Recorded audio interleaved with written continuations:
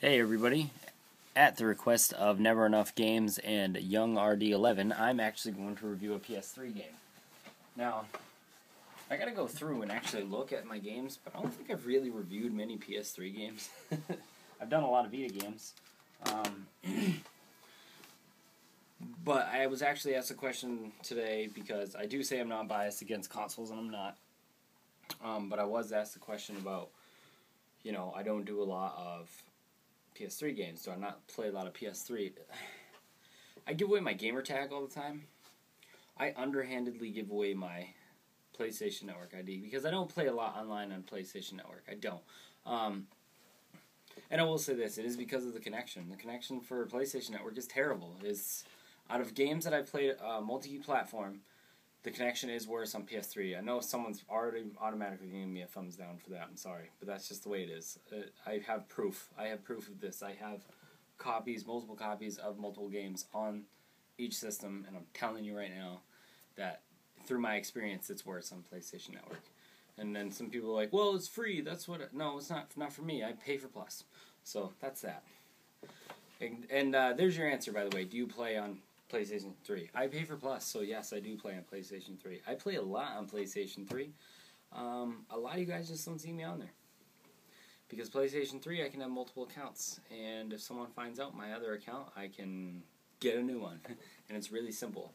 I do give out my PSN ID. I said underhandedly. I'll give it away right now, and you guys can add me. It's easier for me to ignore people on PlayStation Network, but it's just 9volt, NYNEVOLT. That's it. Now, over to the review after I already got my dislikes because I offended somebody about that online comment. I don't care. I'm doing Heavy Rain. I play a lot of single-player games on PlayStation 3. And I do that, like I said, because I get a lot less bothered on PlayStation Network. So I like playing my single-player games really on PS3. And I'm doing Heavy Rain. I have 2 copies of Heavy Rain. I have the Director's Cut, which has the move enabled. Obviously, it's move enabled through an update, but this one has just, your downloadable stuff, some extra stuff. You can play it on the move, like I said. I tried playing it on the move. I played halfway through it. I can't stand it. I hate the move. There's a couple games that it's, decent for, but it's just a gimmicky thing, and I really can't do it. My eyes are killing me today, guys. I'm sorry. Now, Heavy Rain. I'm going to, I don't want to, this is going to be hard to talk about the story without ruining anything, because there's multiple paths that it can go, and I don't want to ruin anything for anybody, so we're going to go to chapters. I'm going to sit right here and get in. I don't want to ruin anything for anybody.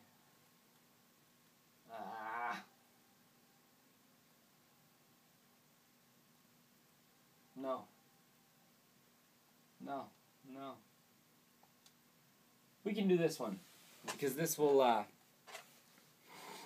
this won't really affect you, and I can play it just for a little bit and keep this under 15 minutes. Now, you can understand about me how pumped I was for Heavy Rain. I've been watching it since the first initial video that seemed like some kind of Kill Bill monologue. I think you know what I'm talking about, the original Heavy Rain video. I was a huge fan of Indigo Prophecy. My wife liked Indigo Prophecy. She watched me play it. I have Indigo Prophecy also twice over. I have the PlayStation 2 and the Xbox version of it. I have a downloadable version on Xbox as well. I do really like Heavy Rain in the same aspect. I do think that Indigo Prophecy was a better game. I think it's because it was more sci-fi. And the deal with Heavy Rain, and I'll say this, and Heavy Rain's a really epic game to me, so I am picking it apart as what somebody said. I don't understand why they take a game that takes place in America and they use European voice actors and voice actresses.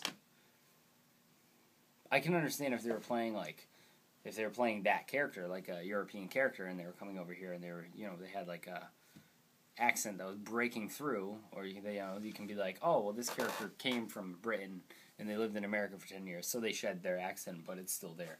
But they don't do that. They just present it as like, oh, Ethan's an American guy. But you can hear his accent break a bunch of times, and that happens with every character, and sadly it was the same thing in Indigo Prophecy, and you'll just hear it over and over again, and it kind of pulls you out of the story, especially when it comes to the kids. And I'm not going to be like, oh, kids are terrible. They're kids. It's hard for them to do. I understand. But it really does take you like out of the game. It's pointless. I actually think that they're French voice actors. I'm pretty sure they're French. You can hear it. And they overact their own accents in the game. And normally I'd let this slide in a game and like, well, the voice acting's not that great, but the story's great. It's the type of game that it is, and I'll show you a little gameplay if you've never seen it before, is the character narrative and the dialogue and everything, even how the voice actor presents it, is 90% of this game. Because it's basically a choose-your-own-adventure. In the moment that something happens, you pick how to respond, what to do, or how to talk to somebody. So when the character don't sound like they should sound, it pulls you out of the experience, and that experience is what the entire game is about. It's just involving you into this interactive story, and if the characters can't keep you hooked in, it's kind of hard. But there are some really powerful scenes in this, and those are done extremely well. Most notably, when you go visit the other dad. If you played the game, you know exactly what I'm talking about. I love that part. You all did what I did, I guarantee you. But keeping it spoiler-free, I will say that the story is pretty good. And like I said, I liked Indigo Prophecy because it was more sci-fi, and I liked the main character, a little better. Heavy Rain is a lot more realistic. Heavy Rain is more something that could actually happen. Obviously, Indigo Prophecy couldn't happen. Heavy Rain is something that could happen, so that makes it really good. But just based on the story alone and the fact that it got picked up so quickly for movie rights is like insane. So based on story alone, I'd give it a 10 just because the story is great. However, where it gets points taken down is that I beat it fairly quickly, but it's got replayability, so I took it down to like a 9 if I was doing it out of 10. And the character voices, I would take it down 2 after that. So the game would actually be a 7 for me. Because it did do a lot of damage, and while the first time it was just like, alright, well, you know what, I'm in this instance, I don't care about the voices. When you go back to get the other endings, you really start to pick it apart and be like, wow, that was horribly voice acted. How did I even not notice that the first time? So the first experience through is awesome. After that, you keep playing through it, you're just beating yourself over the head with it. But this is the same thing for Indigo Prophecy. But Indigo Prophecy was a little bit better. But yeah, that's about it. I mean, if you're going for graphics, you're a graphic horror. When it came out, the graphics were amazing. The graphics were still pretty good. I mean, you're going to see. So, let's get right into it because I think it takes a little while to load. But this is where we're playing Stopping a Robbery in Progress.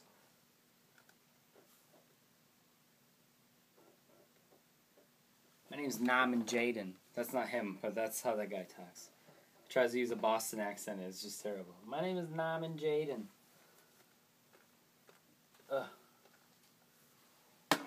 Yeah, I mean, I can't use the move on this friggin' thing. It's pretty terrible. Yeah, see how much time I got left. Oh, I got a couple minutes. Oh, can you hear that? The game's not in 1080p. Fucking sell me. Good evening. Good evening to you, sir.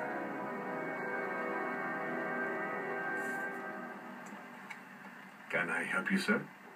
Well, I hope so. My name's Scott Shelby. I'm a private detective.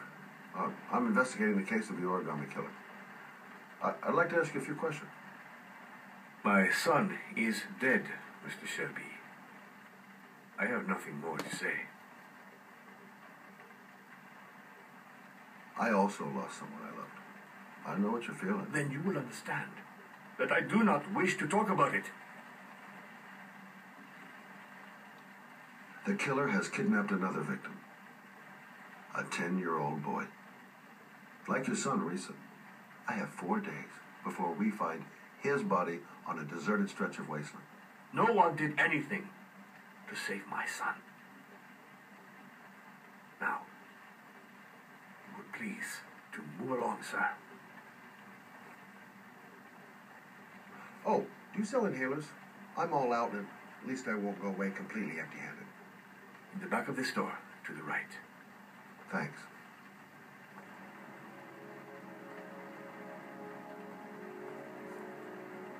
Alright, so the walking's weird. It's not like you just press a thumbstick. You have to hold R2 while you're walking.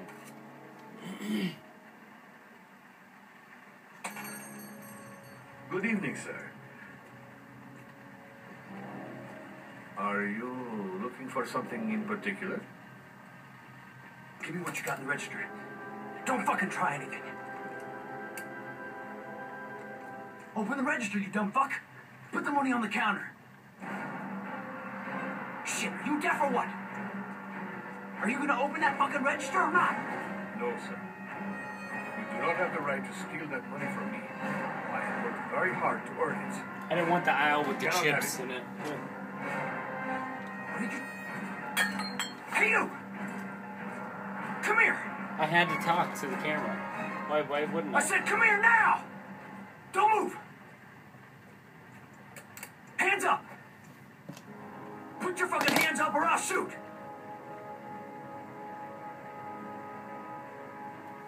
See, My name's Scott. What about you? What's your name? Andrew. My name's Andrew.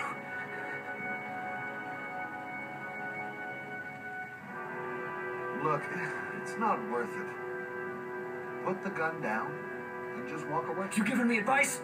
I'll give you some fucking advice. Do you have anyone you care for in your life? A girlfriend, maybe? A family? Yeah. A little girl. I got a little girl. Her name is Jessica. What would Jessica think if she saw you here? Ask yourself, what would happen to her if things go wrong? You haven't done anything serious yet. If you put the gun away, you'll forget about what just happened, and that will be the end. Just walk away. Nothing serious. Shit, man. What the fuck do you think I'm doing here? Don't panic. Let's just stay calm. Nobody here wants to hurt you. We're all just gonna be cool, and everything will be all right. Yeah. I'm cool, man. Everything's gonna be all fucking right.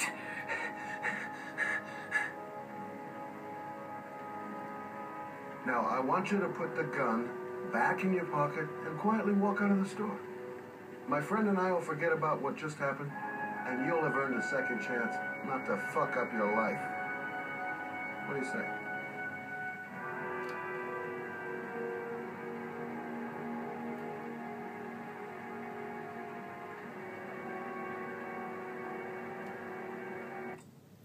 oh, and then you'll have to play it yourself to figure out what happens next, because it can go multiple paths.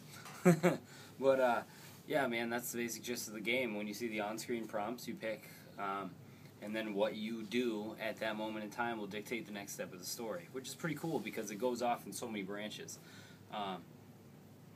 And you know it goes off in the branches because it has the trophies to back it up. But if you've never played Heavy Rain, go out and pick it up. You can get it for $20. I got the director's cut from Newegg for $14.99. Awesome, man. If you are looking for something with the move, you can attempt to use it the move. I can't do it. I just can't stand it for more than 5 minutes. But with the controller, it just works just fine. That's how I originally beat it back when it first came out. So hopefully you check it out. Really great story. If you can get through the dodgy English. Thank you guys for watching.